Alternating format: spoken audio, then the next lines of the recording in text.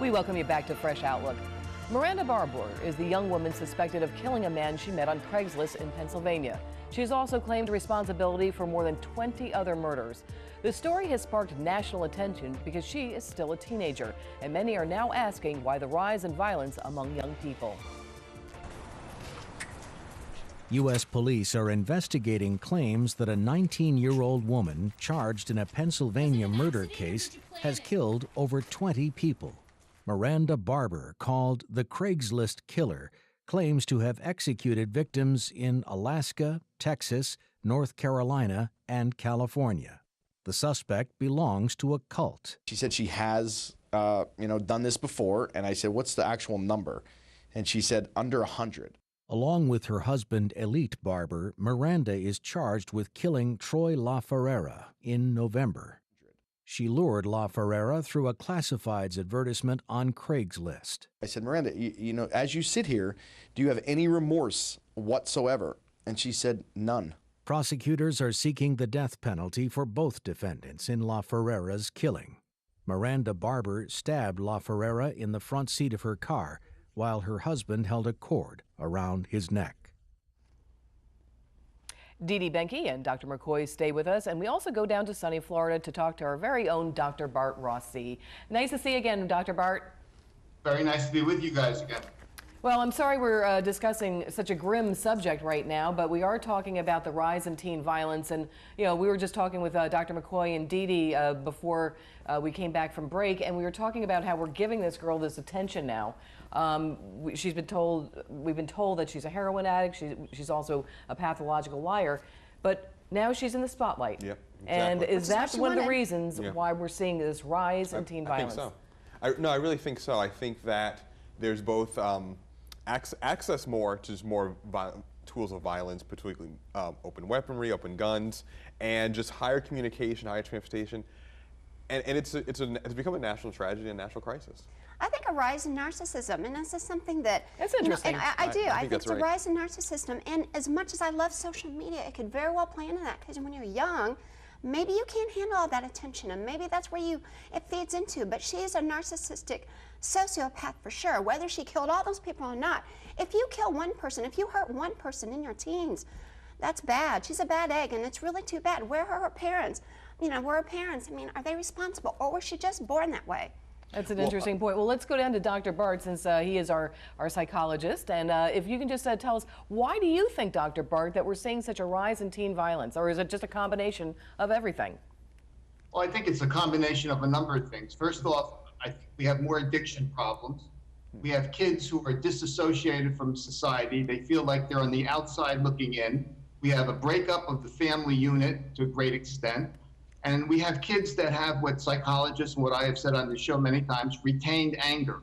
They get extremely angry, they're filled with rage, and they actually feel that they're entitled to do things like this.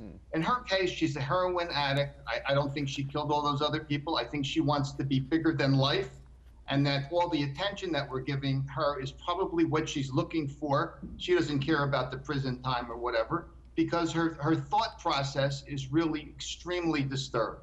Well, you bring up prison time. I don't know if it'll surprise the panel here, but only 1 in 50 teens is actually jailed. So is it also harsher penalties for teens that we need to see? Well, I'm not so sure about that. Because look, this girl, she's 19, she's not 13. I think that's a big difference too. When you're 19 years old, you're pretty much an adult. So that makes a difference. And when did this start? But I think there need to be stricter treatments. You need to be strict in some way, whether it's treatments, maybe that's the first pass. And then, you're going to have to put them away.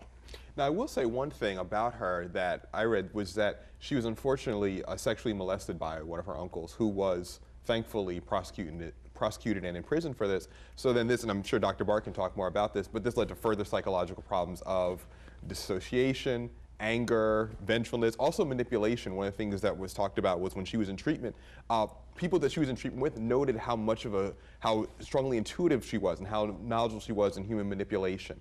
And so, I mean, whether there's a pattern of levels of punishment, I do think there's also a strong pattern of sexual abuse then leading to pathological behavior. Yeah, but just because that happened and she was a victim doesn't mean she has to make other victims. I think we do that Dee, too much. I could not agree with you more. We let people get away with these things because, oh, they had a bad life. Well, too bad. And I think it becomes a problem when we therefore don't treat the problem because we just say, oh, you were abused, therefore now you're the victim. Forget it. Well, you can become a future perpetrator. I want to ask Dr. Bart a question, and you use the word disassociated from society. Is that because of social media that people are so into their own devices and so in their own worlds? Is that what you were talking about?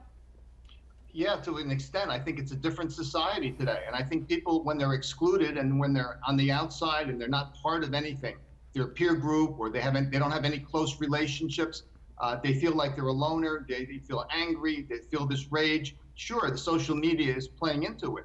But to your points before, I think that what we should have in this society is actually forced treatment. There are too many people with serious personality problems. And as Dee Dee said, I mean, she's 19 years old. At some point, someone needs to force these people into some kind of treatment.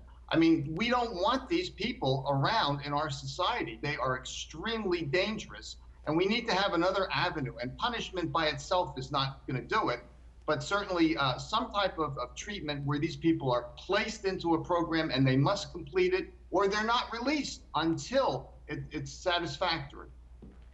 And I was going to say that they're not released until they know that they've been treated and they should be released.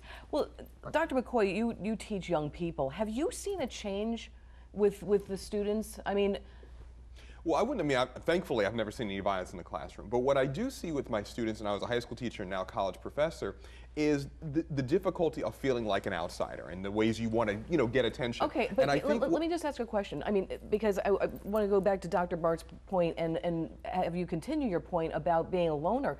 There was always the kid in the class that there was always a kid that was picked last for the kickball team. There was always the kid that was picked on, and we always had bullying also. And what I was going to say about social media is the weird thing about social media is it makes your community bigger, and yet you still feel like an outsider. And so it makes you feel even more like a loner. And this is what I've seen in my interaction with students, that it makes you even feel like there's a whole world of people communicating out there, and everyone's the center of attention except me.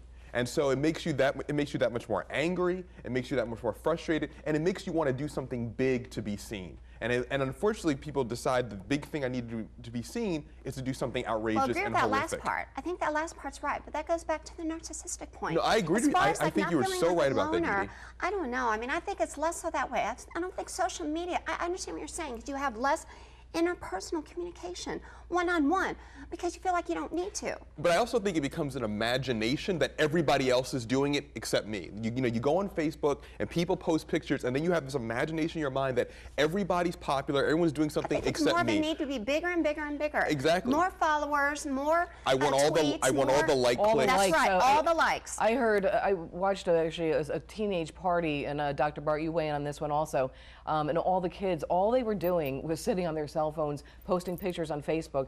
They weren't even talking to each other. There was about see that all the time. 15, I would say 12 to 13-year-old girls, and they looked like they were having a ball, and they were all nice kids. It wasn't anything like that, but it was just very odd in the way that they were interacting. And I mean, it's not going to go away, Dr. Bart. So what do we do to try and make kids not feel like a loner? I mean, and I said to Dr. McCoy before, you always had bullies in society. So why has it changed?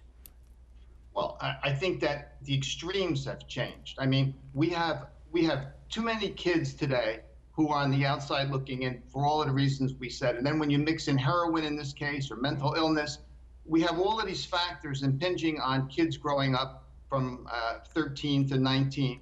And we're seeing it more pronouncedly because of social media to a certain extent.